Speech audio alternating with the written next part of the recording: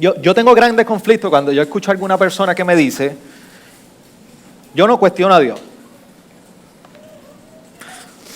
Y a mí me gusta mucho escuchar las historias, los podcasts de entrevistas y todo lo que tiene que ver con deporte.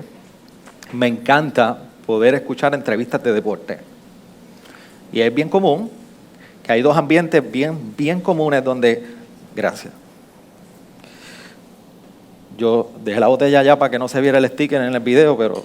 Ricky, sorry. Y lo que es el reggaetón y el deporte son dos esferas y dos contextos donde todo el mundo ama al Señor, todo ama a Dios y la gloria es para Dios. No sé si usted lo ha escuchado. Usted no tiene que ser seguidor de deporte para saber que siempre sale un pelotero, un baloncelista, cualquier que sea. Y la gloria es del Señor. Igual sale un reggaetonero y luego de tirar la dignidad de una mujer por el suelo y ganarse un premio, la gloria es del Señor. Pero también es muy común en esa jerga que se escucha, no cuestiono a Dios. Y cuando llega un momento de triunfo, de celebración y un momento de poder celebrar después de mucho tiempo, yo no cuestiono a Dios. Yo tengo serio conflicto con eso, porque yo cuestiono a Dios. Si usted es igual, y usted no cuestiona a Dios, pues hay dos cosas. O usted es un deportista o un reggaetonero. Pero la realidad es que cuestionamos a Dios. Yo cuestiono a Dios. Y en la Biblia hay mucho espacio donde vemos siervos y hombres del Señor cuestionando a Dios. Y el problema no es nosotros aceptar la realidad humana de que nosotros tenemos dudas, preguntamos, dudamos y hacemos nuestro cuestionamiento en diferentes momentos. El problema es si abrazamos eso de tal manera que vivimos con eso de esa manera. Eso es muy distinto. Pero tú y yo tenemos una naturaleza pecaminosa y no perfecta. Vamos a llegar en el momento que vamos a cuestionar. Vamos a dudar. Entonces, el Salmo 107, yo creo que nos ayuda a lidiar con una pregunta que nosotros hacemos constantemente al Señor.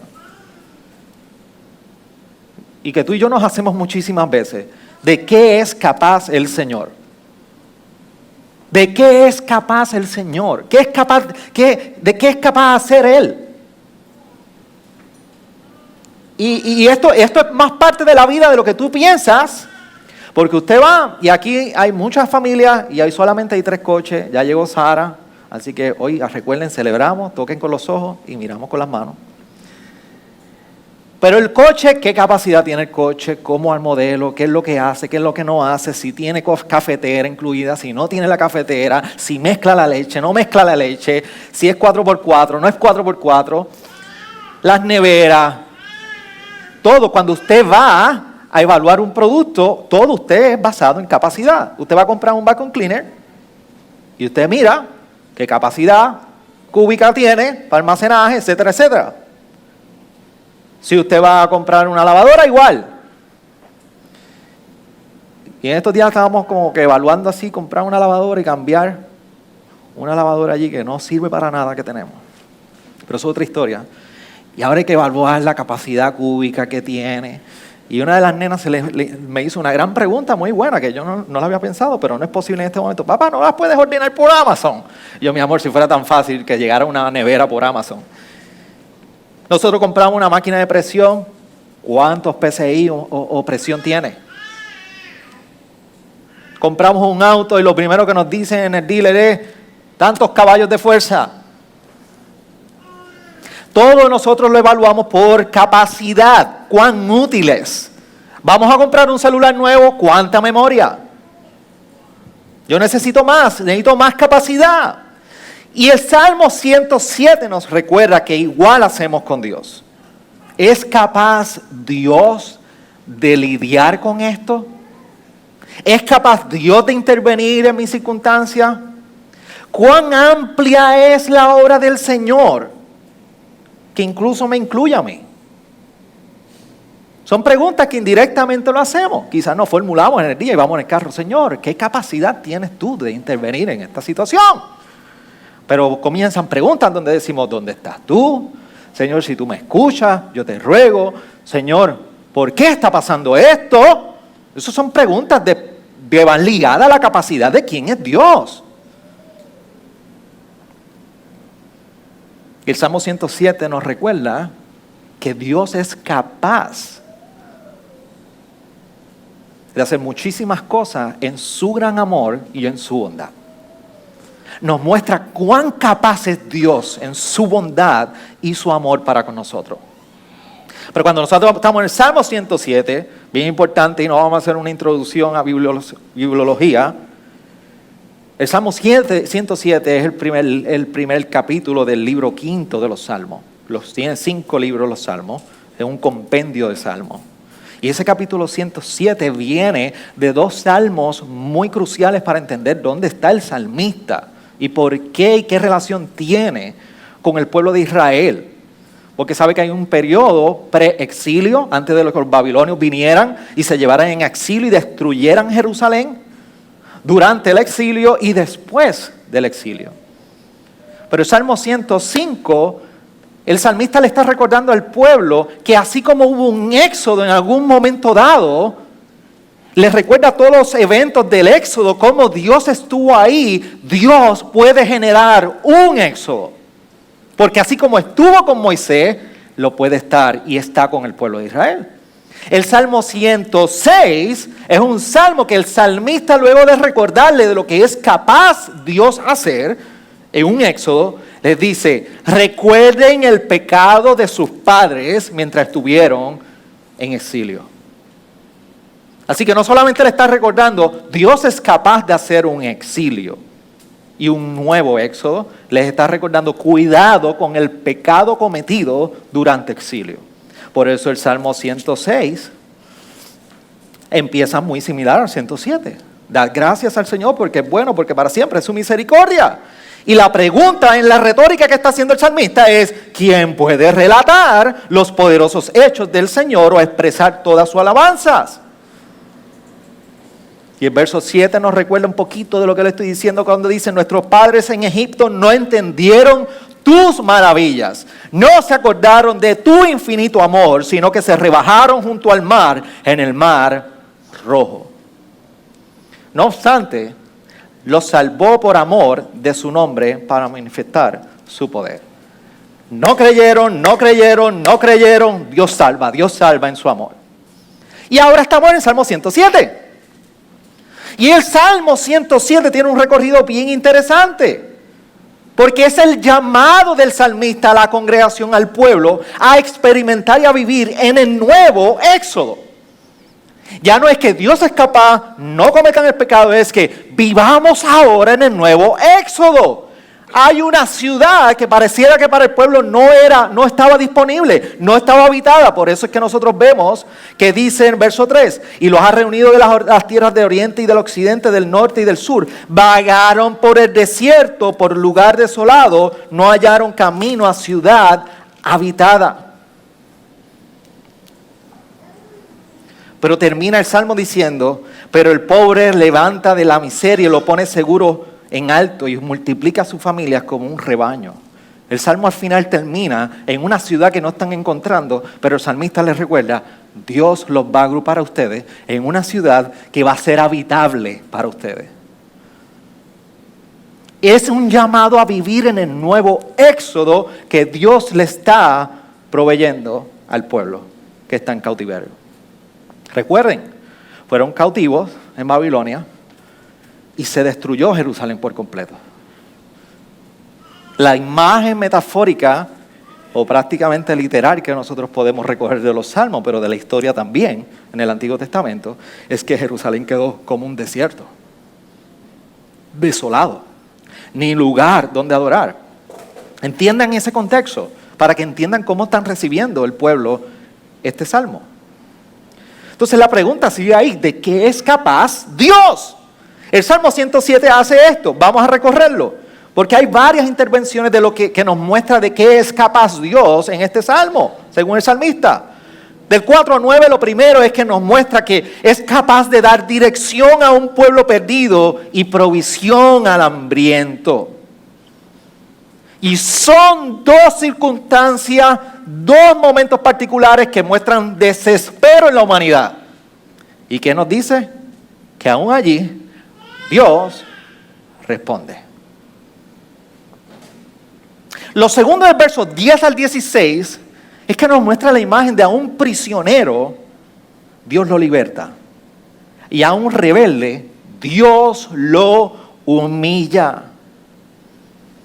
Dios está comprometido con el corazón que no está dispuesto a someterse a su mandato, a su ley y a su palabra, humillarlo. Eso es lo que nos está mostrando. Del 17 al 22 dice que aquel que está afligido por el pecado, Él lo sana. Y el que está aborrecido, pone agradecimiento en Él. Lo que está haciendo el Señor es que nos muestra en el Salmo 7 y el salmista le recuerda al pueblo que Dios es capaz de dar y otorgar y transformar para una nueva manera de vivir. En pecado, Dios sana. En aborrecimiento, que te apesta la vida, Dios torna eso en agradecimiento. Esto es lo que está diciendo el salmista. Del 23 al 32, trae la imagen de una tempestad en el mar y de aquellos que hacen negocio en el mar. Y enfrenta y levanta una tempestad de tal punto que dice aquí en el versículo 27 que toda pericia desapareció. Y si usted tiene todavía la palabra y la definición de pericia en su vocabulario, significa experto, capacidad, habilidades. Dice que toda la habilidad y pericia y conocimiento desaparecieron. Pero el verso 28 nos recuerda que aún ahí, donde faltó la sabiduría y la capacidad, Dios calma la tempestad y calla los mares. Y por último les dice que la tierra, Él la transforma y es capaz de bendecir a su pueblo. Y más profundo todavía, si usted conoce bastante la narrativa del Antiguo Testamento, lo que está recordando el salmista que Dios lo que ha prometido, Él es capaz de cumplirlo. Israel perdió toda la tierra desolada por los babilonios. No quedaba ni una gota de esperanza. Y el libro quinto de los Salmos, desde el 107 en adelante, todo es con una intención de restablecer y afirmar la esperanza de un reino davídico futuro que ya no sería David, sería un nuevo Mesías. Eso es lo que del Salmo 107 en adelante es una misión completa de poder reafirmar la esperanza de que Dios va a traer un Mesías. Así que dentro de este momento desolado, Dios está comprometido con darle una ciudad para donde habitar al pueblo. Donde no hay nada de esperanza, Dios le está recordando, yo voy a cumplir mi palabra y voy a bendecirlos como mi pueblo. Y termina el versículo 39 al 43 con una pregunta importante. Después de demostrar quién es el carácter de Dios acerca de cuán capaz es Dios, de qué es capaz Dios. Nos lleva diciendo, en el perdido y en el hambriento va a traer dirección y provisión. En el que está atado y prisionero y rebelde, Dios va a liberar y va a humillar. Al que está afligido por el pecado, lo va a sanar. Al que está aborrecido, va a traer agradecimiento. Al que está en el mar y en medio de la tempestad, Dios lo lleva a puerto seguro y anhelado. Y la tierra que parece que no está habitable, Dios la transforma y la hace nueva para la bendición de su pueblo. La pregunta es, ¿quién es sabio? Luego de haber dicho todo esto acerca del carácter de Dios, ¿quién es sabio? ¿Quién puede conocer todo esto? La pregunta es, ¿quién puede entender de todo lo que es capaz Dios?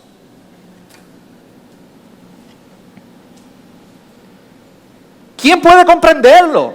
El salmista viene recordándole todo lo que Dios llevaba haciendo en la historia de Israel. Y aún así, Israel seguía cometiendo el mismo pecado de olvidar a Dios. ¿Y sabe por qué esta pregunta sigue siendo importante para nosotros? ¿Cómo podemos entender de lo que es capaz Dios? Porque Dios no tiene una etiqueta como un producto con el cual tú y yo evaluamos cuál es la capacidad del producto. Yo creo que tú entiendas, por eso no es tan sencillo nosotros poder simplemente conocer acerca de Dios y ver estas características y atributos o propiedades en el carácter de Dios y simplemente decir, soy sabio. Porque Dios no es un producto que le mira y ahora como haces un scan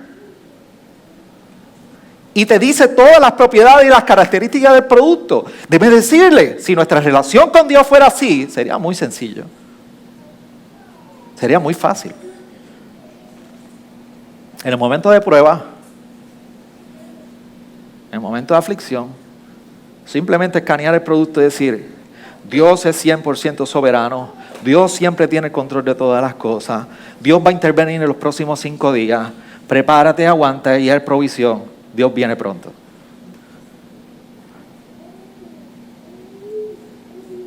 Sería muy, muy sencillo.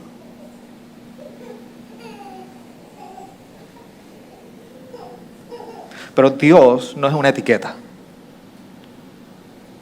Y conocer en profundidad, en sabiduría, de qué es capaz Dios, no es tan sencillo. ¿Por qué?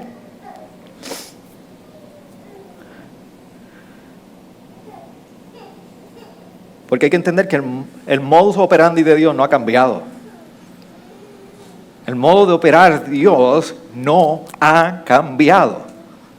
El hecho de que hoy no vemos un mar rojo abriéndose delante de nosotros no significa que Dios no ha cambiado. El hecho de que hoy te levantas y tú en la mañana ves la columna de nube de al lado tuyo no significa que Dios ha cambiado. Que no ves la columna de fuego de noche no significa que Dios no ha cambiado. Que no haya una tierra desolada y que tú estás en cautiverio físico y tú no ves una obra de esta manera como la describe el salmista, no significa que Dios ha cambiado. Dios sigue siendo el mismo. Pero su modo de operar, ya no estamos en el tiempo de preexilio, exilio o posexilio de Israel, pero sigue siendo el mismo Dios de su pueblo.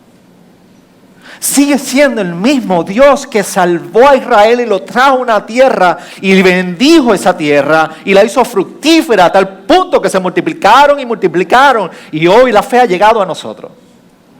Sigue siendo el mismo Dios que es capaz de hacer un éxodo muy nuevo y muy distinto. Por eso, aunque las circunstancias no son las mismas, el modo de operar de Dios no ha cambiado. Y el modo de operar de Dios ha sido redimir a su pueblo por medio de un nuevo éxodo. Para ti y para mí hoy esto ha sido en Jesús. Por eso para ti y para mí es tan importante nosotros mirar a Jesús y poder entender lo que en Jesús se completó para ti y para mí. Porque es en la persona de Jesús, es en la misma manifestación de Jesús que Dios reúne exiliados, que Dios liberta al prisionero, que Dios toma rebeldes y los humilla, que al hambriento le da de comer y provisión, que en la tormenta te lleva a puerto seguro, que al que está huérfano le da un hogar. Al que está aborrecido, lo transforma con alegría, gozo, deleite. Por eso cuando Jesús fue allí en Lucas 4 y dice que se paró en medio de la sinagoga, aburrió el rollo en Isaías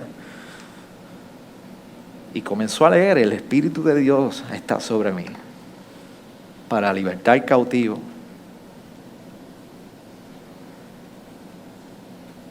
al perdido Dios está proveyendo camino. Lo ha hecho a través de Jesús.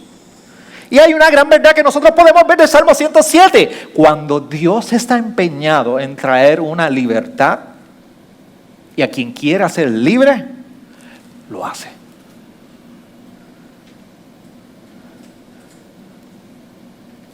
Lo voy a repetir de nuevo. Cuando Dios está empeñado en hacer libre a alguien, lo hace. Y eso es muy beneficioso, muy esperanzador para ti y para mí hoy, antes de yo traer aplicaciones. Porque las peticiones de oración solamente descansan sobre esa verdad. Aun cuando tus ojos no lo ven. Lo segundo, que por más que tú te tranques y lleves con la emergencia, resistiendo lo que Dios quiere hacer en ti, o tú vienes como un rebelde humillado, o tú comienzas a caminar como un libre que estaba prisionero. Pero esta verdad no cambia. No hay quien resista a Dios. Salmo 107, el salmista nos está recordando, no hay quien resista al Señor. Por eso el Salmo 107 es un llamado a considerar las bondades del Señor.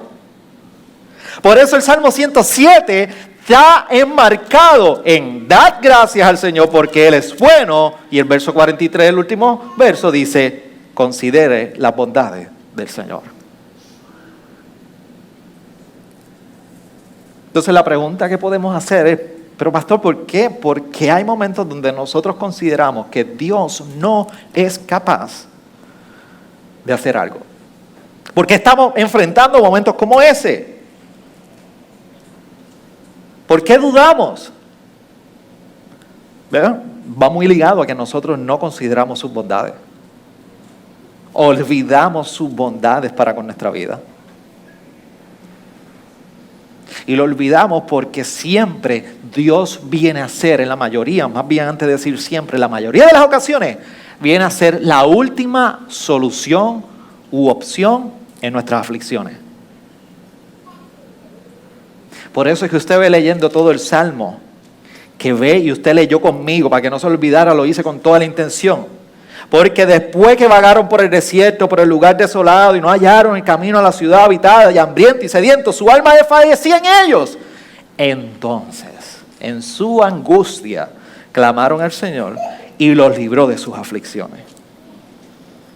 Cuando los que estaban en la mar subieron y dice que descendieron a las profundidades y su alma se consumía en el mar y te tambaleaban y temblaban como ebrios y toda sabiduría y pericia terminó. Dice, entonces en su angustia clamaron al Señor. Esta es la misma rutina humana. Cuando las cosas se ponen duras en tu casa, a nivel matrimonial y están en momentos difíciles, y la angustia te lleva a la cama y te consume, entonces en su angustia se mueven y claman al Señor.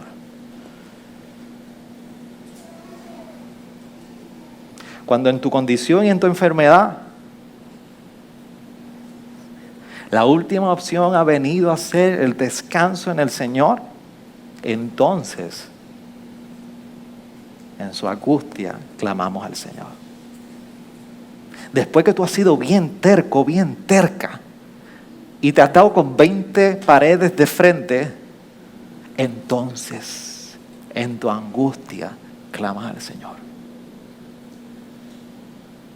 Cuando te lo han dicho una y otra vez y te han dado el consejo divino y gente que Dios ha bendecido como medios de gracia para bendecir tu vida y no escuchas, pero al final se repite lo que siempre nuestras madres han hecho con nosotros. Te lo dije.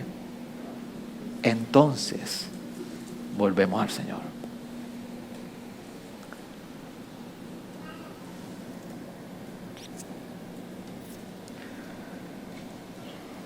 Por eso el Salmo 107 nos recuerda una y otra vez en diferentes instancias. Entonces en su angustia clamaron al Señor y Él los libró de todas aflicciones.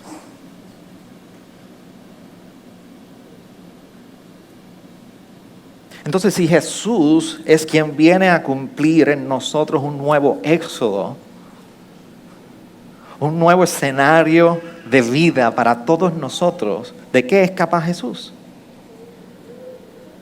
Si el Salmo 7 viene a tomar la dirección en el camino de Jesús y podemos ver en Jesús el cumplimiento de quien libera al que está oprimido, que al orgulloso lo hace humilde, al que está hambriento provee alimento, al que está en la tempestad lo lleva a puerto seguro. Si Jesús viene a hacer el cumplimiento de todo esto, ¿de qué es capaz Jesús? ¿De qué es capaz Jesús en tu vida? Y es que el Salmo 107 nos recuerda y nos lleva prácticamente a un escenario en Marcos, capítulo 4. Y lo puedes buscar conmigo. Y en el versículo 35,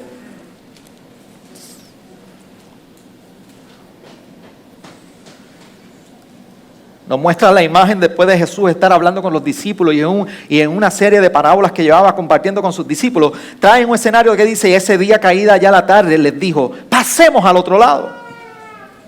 Estaba el mar de por medio. Y dice, despidiendo a la multitud, le llevaron con ellos en la barca como estaba, y había otras barcas con él. Pero se levantó una violenta tempestad y las olas se lanzaban sobre la barca de tal manera que ya se anegaba la barca. Él estaba en la popa durmiendo sobre un cabezal. Entonces le despertaron y le dijeron, maestro, ¿no te importa que perezcamos?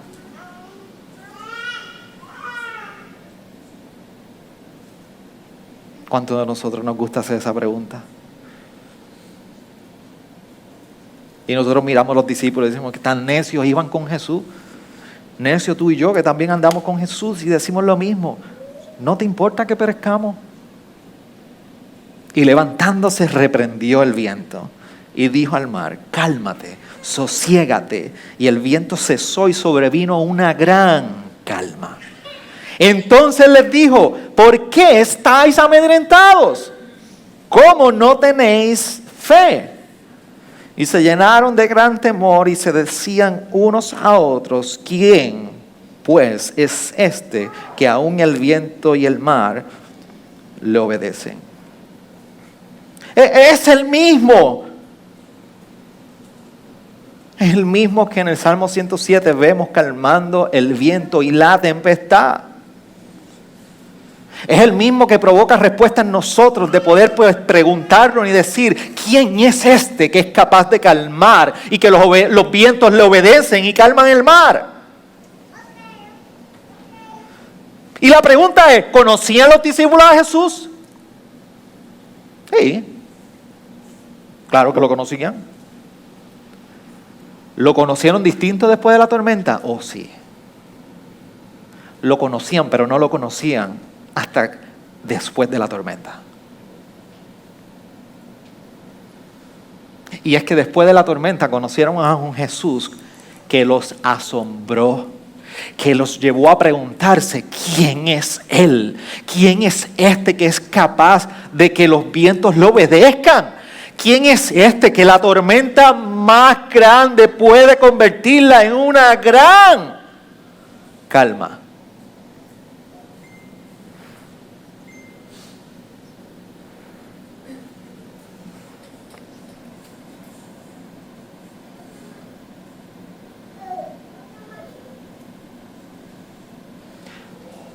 Y en muchas ocasiones conocemos de qué es capaz Jesús, pero no conocemos a Jesús.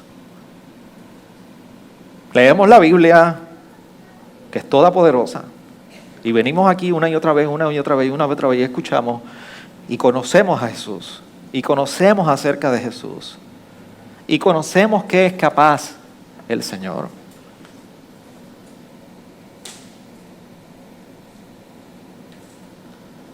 Pero no lo conocemos a Él. No lo conocemos con asombro. No lo conocemos con el asombro suficiente para irnos delante de Él y reconocer quién eres tú. En esta prueba, ¿quién eres tú? Si aún los vientos te obedecen. Pero nosotros es mucho más común que vayamos y digamos, ¿eres tú capaz de calmar la tormenta? ¿Eres tú capaz de poder decirle a los vientos, detente, y las olas del mar, deténganse? No, no, no, no. Lo que nosotros estamos viendo es un Jesús que lleva a nosotros en la experiencia de decir que aquellos que verdaderamente lo conocen, ¿quién eres tú que aún los vientos te obedecen? Por eso cuando tú y yo conocemos a Jesús en esa manera tan íntima, y es que aquí la experiencia con Jesús lo determina todo.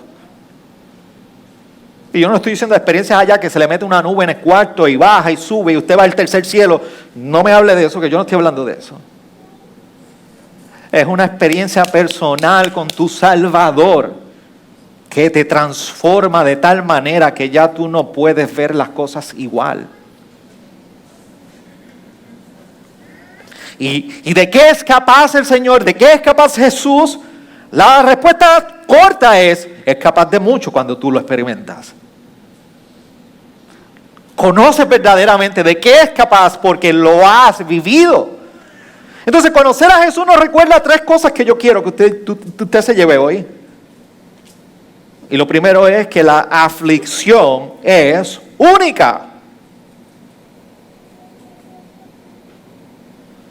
Y la aflicción es única porque, valga la redundancia, es la oportunidad única de poder conocer a Jesús más allá de lo que lo has conocido. Cuando la pericia se acaba, como dice ese verso 27 en el Salmo 107, cuando lo que tú conoces llegó a su límite, entonces tú puedes ver a Jesús.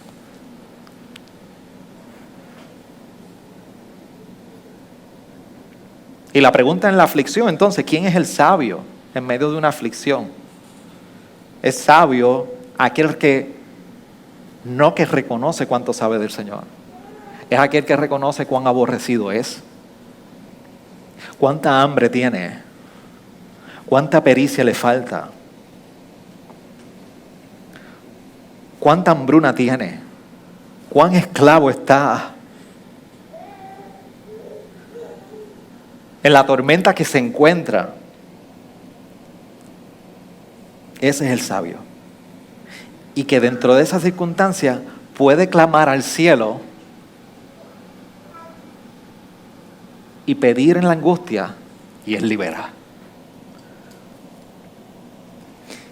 ¿Y qué pasa? Que la aflicción nos pone en esa posición. La aflicción nos lleva a ese punto de nosotros decir, yo estoy en necesidad. Yo necesito y no puedo más. Ya no puedo dar más ni un paso. Se acabó, me rendí. No puedo más solo o sola. Eso es lo que hace la aflicción. Para que entonces tus ojos se viran a Él. Y puedes entender que lo puedes conocer aún más allá de lo que lo has entendido. Y esto es lo hermoso la hermosa propuesta para el no creyente. Que tú y yo, y si hay un no creyente entre nosotros, no venimos al Señor para liberarnos de las aflicciones. Ese es el gran problema que tenemos con el mundo evangélico moderno.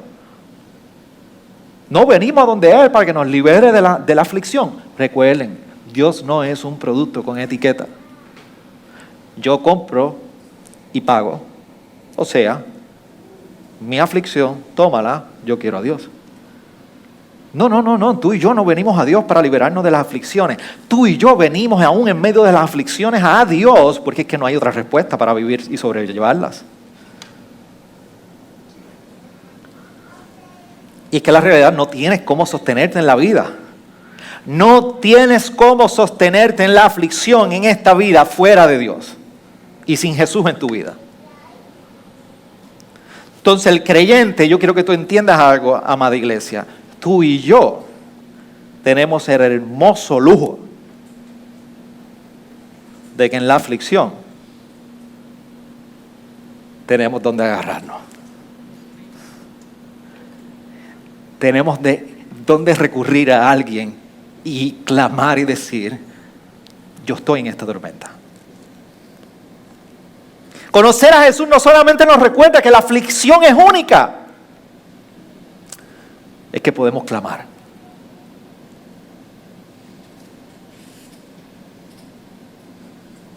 Que podemos clamar y días como hoy tú eres recordado y yo soy recordado. Que debemos clamar al único que puede calmar la tormenta. Y por eso, como el salmista recorre una y otra vez en el Salmo 34, verso 6, este pobre clamó al Señor y le oyó. Y lo salvó de todas sus angustias. Y el Salmo 107 también se vuelve parte de nuestro vocabulario, nuestra oración y nuestra petición. Entonces, en su angustia clamaron al Señor y Él los libró de sus aflicciones. Iglesia, es que el Señor es capaz de librarnos. En el punto más oscuro de tu vida, Dios es capaz de librarte. No solamente la aflicción es única, es que Dios ha prometido no dejarte en aflicción. Y esa es la hermosura del Señor que tú y yo le servimos, y el cumplimiento en Jesús. Ha prometido que no nos va a dejar en nuestra aflicción. Sí la viviremos, pero recuerda, iglesia, que en el Salmo 107 tenemos 4 instancias que la palabra nos recuerda. Entonces en su angustia clamaron al Señor y Él los libró de sus aflicciones. Esto era para los que estaban desolados, sin caminos y perdidos. A los orgullosos, rebeldes. Verso 13 nos recuerda. Entonces en su angustia clamaron al Señor y los salvó de sus aflicciones. Al afligido por el pecado y aborrecido en su vida que no le encuentra sentido, dice, entonces en su angustia clamaron al Señor y los salvó de sus aflicciones. Al que se tambalea como un ebrio porque la tormenta azota y no acaba, entonces en su angustia clamó al Señor y los salvó, los sacó de sus aflicciones.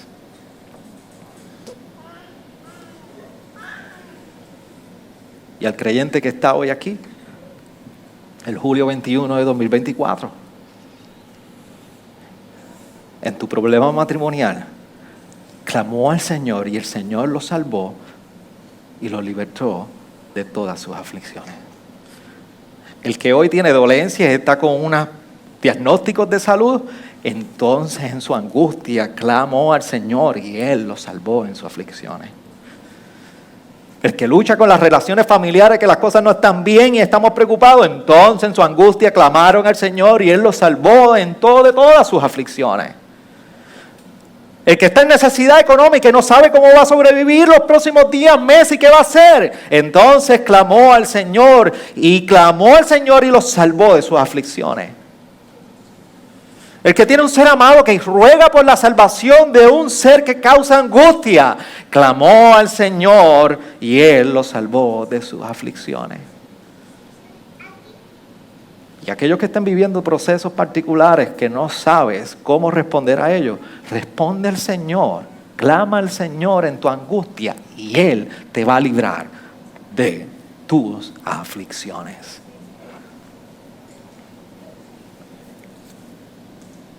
Por tanto y último, saber de lo que es Jesús capaz nos recuerda que la aflicción es única, que tenemos donde clamar, y tercero, que debemos agradecer.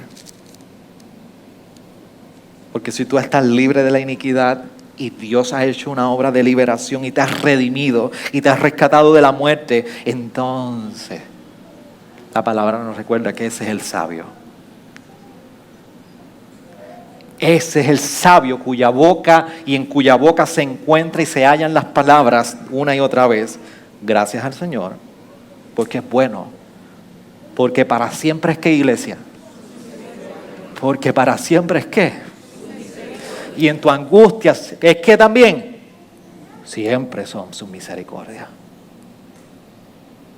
Porque para siempre es su misericordia. Gracias al Señor, porque para siempre es su misericordia. Iglesia, como pastor tengo que recordarles hoy, gracias a Dios porque para siempre es su misericordia. Eso es para ti y para mí. Real, porque Jesús nos salvó. Inclina tu rostro ahí.